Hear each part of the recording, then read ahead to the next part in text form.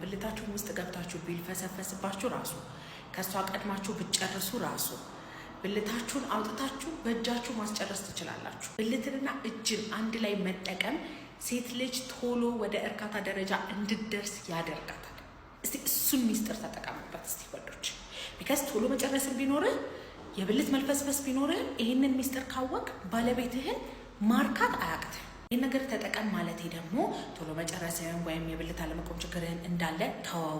እሷን ካስደሰት ከአንተ መታከም የለብህም ማለት አይደለም። የአንተ እርካታም ለግንኙነት ጊዜ በጣም መታከም አለበት። ስለዚህ ቶሎ መጨረስ ካለብህ የብልት መልፈስፈስ ካለብህ መተህ ደም ስር ላይ፣ ነርቭ ላይ፣ ጡንቻ ላይ፣ ሆርሞን ላይ ያሉትን ችግሮች አይተን እንደ አግባብነቱ ሕክምና እንሰጥሃለን። ግን ሚስትህ ደግሞ ምርር እስኪላት ድረስ መድረስ የለባትም። ስለዚህ እቺ ሚስጥር ያንተ ናት። ለቶሎ መጨረስና ለብልት አለመቆም ችግር ደግሞ መታከም ከፈለግ በሬ ሁሉ ጊዜ ክፍት ነው። ባዮ ላይ ባለው ስልክ ቁጥር ደውለህ ቀጠሮ ማስያዝ ትችላለህ። ባይ ባይ። ዶክተር እኔ በጣም ነው የተቸገርኩት። ባለቤቴ በወር 2 የራሱ ለማድረግ በጣም ይቸገራል።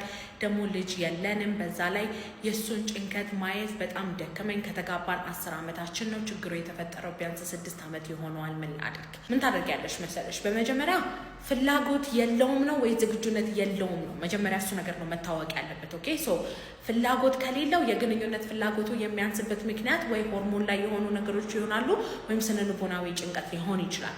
አንዳንድ ወንዶች ደግሞ ተደጋጋሚ ግንኙነት ላይ ችሎታቸው ሲያንስ ማለት ነው ስለሚሳቀቁ ግንኙነት እየፈሩ ይሄዳሉ። እንደሱ አይነት ችግር ነው ወይ? በወር 2 ቢያደርግ በግንኙነት ጊዜ ብልቱ ጥንካሬ አለው ወይ? ቶሎ ይጨርሳል ወይ? ወይስ ሰዓቱን ጠብቆ ነው የሚጨርሰው? 2-3 ዙር ተደጋጋሚ ማድረግ ይችላል ወይ የሚባለውን ነገር ማየት አለብሽ ማለት ነው። ስለዚህ በጭንቀት ምክንያት በሆርሞን መዛባት ወይም በአካላዊ ነገሮች ናቸው ወይ የመጡት የሚባለው ነገር ነው።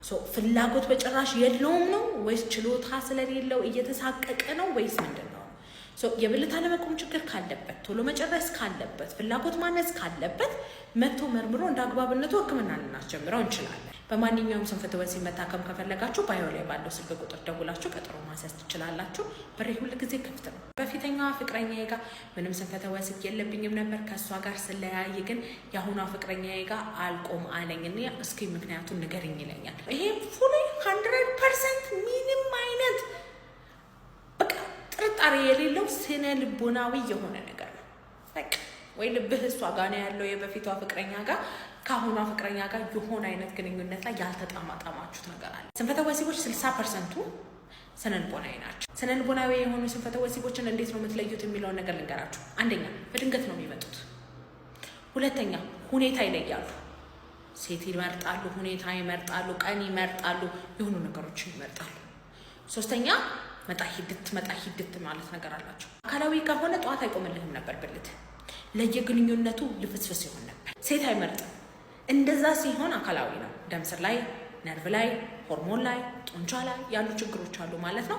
እሱን መታከም ትችላለህ። በማንኛውም ስንፈተ ወሲብ መታከም ከፈለጋችሁ ባዮ ላይ ባለው ስልክ ቁጥር ደውላችሁ ቀጠሮ ማስያዝ ትችላላችሁ። በሌላ ሁሉ ጊዜ ክፍት ነው። ሆርሞን ምንድን ነው ዶክተር? ሆርሞን ማለት ሰውነታችሁ ውስጥ ደማችሁ ውስጥ የሚለቀቅ ፈሳሾች ናቸው። እነዚህ ፈሳሾች የሚመረቱት በጭንቅላት ትዕዛዝ ከተለያዩ የሰውነታችሁ ክፍል ነው።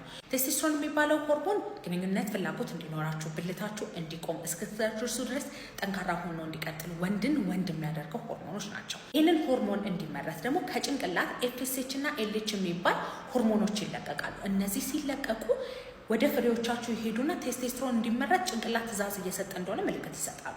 ፕሮላክቲን እና ኦክሲቶሲን የሚባሉ ሆርሞኖች ደግሞ አሉ። እነሱ የዘር ፈሳሽ ልክ እንደጨረሳችሁ የሚለቀቁ ሆርሞኖች ናቸው። እነሱ ከጭንቅላት የሚለቀቁ ሆርሞኖች ናቸው እና የቴስቶስትሮን ተቃራኒ ሆርሞኖች ናቸው። ስለዚህ ልክ እንደጨረሳችሁ ብልታችሁ እንዲልፈሰፈስ፣ የረካችሁ እንዲመስላችሁ፣ የግንኙነት ፍላጎታችሁ ከመጀመሪያ ዙር በኋላ እንዲወርድ የሚያደርግ ነው ማለት ነው። ከዛ በኋላ ሁሉን ነገር ኮንትሮል የሚያደርግ የእንቅርት ሆርሞን አለ። ይህ ከእንቅርታችሁ የሚመረጥ ሆርሞን ነው እና የሰውነታችሁን አጠቃላይ ፍጥነት ዲተርማይን የሚያደርግ ነው። ስለዚህ ሲያንስ የብልት አለመቆም ችግር ሊፈጥር ይችላል። በጣም ከፍ ካለ ደግሞ የቶሎ መጨረስ ችግር ሊፈጥር ይችላል። ፕሮላክቲኖች በጣም ዝቅ ካሉ የቶሎ መጨረስ ችግር ሊፈጥሩ ይችላሉ። በጣም ከፍ ካሉ ደግሞ የብልት አለመቆም ችግር ሊፈጥሩ ይችላሉ። ቴስቶስትሮን በጣም ዝቅ ካለ የብልት አለመቆም ችግር ሊፈጥር ይችላል።